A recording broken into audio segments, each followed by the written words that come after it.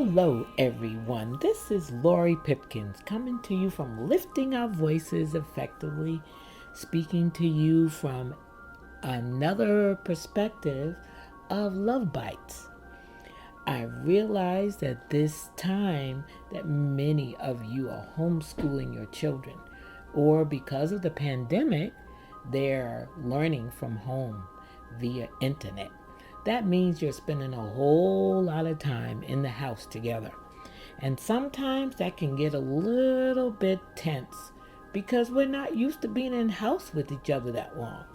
But coming from a positive perspective of how we can take situations that don't seem so comfortable, especially if you're in a position where you may be dealing with abuse, domestic violence, or even from the stresses of being together, you got a little short temper. And maybe you're not so able to navigate the behaviors of everyone in the house together. But I want to give you some tidbits that will help you. I love coming up with ideas, very creative. I was home, a single mom for about 6 years. And when I wasn't a single mom, the kids were with me most of the time. So I found ways for us to engage when we could not go out that was fun for them as well as fun for me. So my topic today is setting the atmosphere in your home, giving and bringing an atmosphere of joy and unity of the family and fun. You know, I remember when my kids were small, on Fridays, I didn't cook. We ordered pizza out and we had movie day. Everyone got a chance to choose a movie. And we all sat down. I made popcorn, and we had our little snacks, whatever they wanted.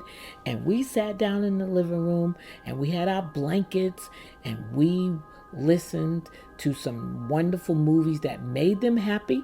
We all enjoyed it. They were family movies. That was one idea. And then we loved to dance. We loved music.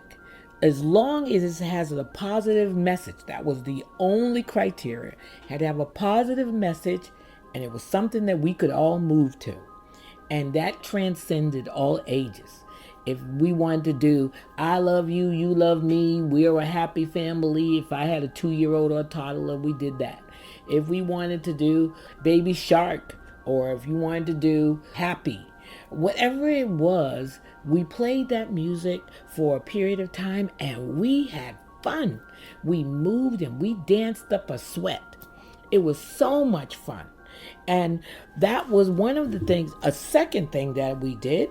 But then we also had games. You know, sometimes we like to play Scrabble, we play chess, we play checkers. I remember the other game, Trouble, Sorry. All of those games, we have a game night. There are so many options to engage the family and unite and come together and have some great memories. Another game was charades and us acting up, like to do theater and create stuff. And then people had to figure out what you were doing. That was wonderful too. But we made our house a house full of joy and laughter. Laughter is like a medicine.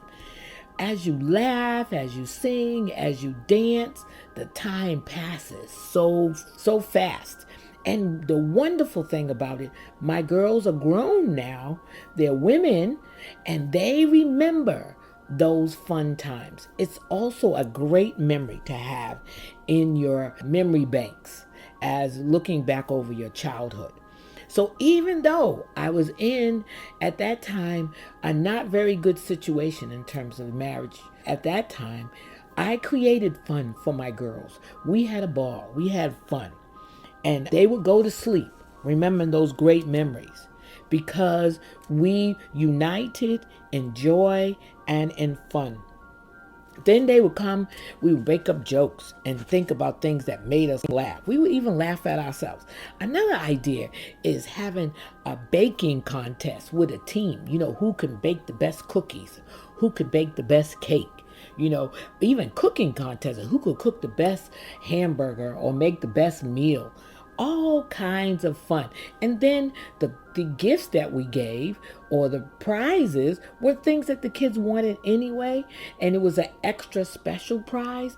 So I would make it or create it within the house. We didn't have to go through any extra expense. We went into the cabinets of our groceries and we created a moment. We created fun. We created an atmosphere of fun and creativity. And we ate together. We laughed together. And then if they fell asleep while we were watching the movies, that's where they were the next morning. But each week we had fun. I created a menu of things they love to eat.